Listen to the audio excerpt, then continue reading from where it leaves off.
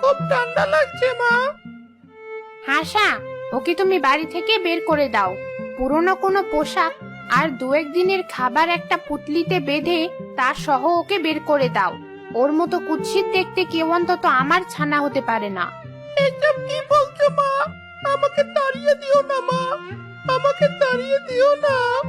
কে তোর মা? তোর মতো কুৎসিত ছানা আমার সন্তান হতে পারে না। আমার তো মনে হয় তুই আমার ডিম থেকে হোসনি। অন্য কোনো কুৎসিত পাখি হয়তো তার বাঁকা ডিম আমার বাড়িতে রেখে গেছে। মা, আমি তোমারই জানা, আমাকে বের করে দিও না। হাসা, ওকে বের করে দাও। হাসির কথা মতো হাসা একটা ছোট কাপড়ে কয়েকদিনের খাবার বেঁধে আর হাসির ছানাকে পুরনো একটা কাপড় পরিয়ে বাড়ি থেকে বের করে দেয়। অসহায় হাসির ছানা কাঁদতে কাঁদতে জঙ্গলের পথে হেঁটে একটা নদীর কাছে চলে এলো। কি করবো এখন আমি?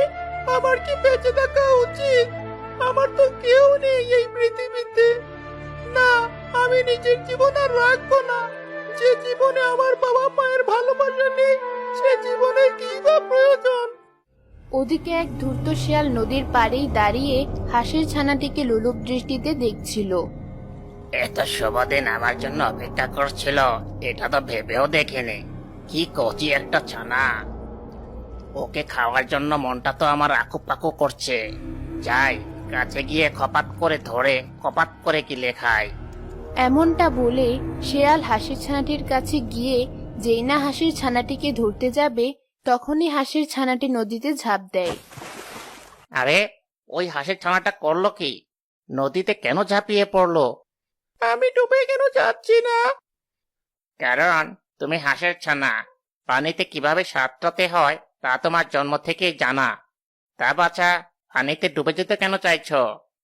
কারণ আমার আপনজনেরা আমাকে ভালোবাসে না, তাই আমি নিজের জীবন আর রাখতে চাই না। তা বাচ্চা, আমার পেটে আসো।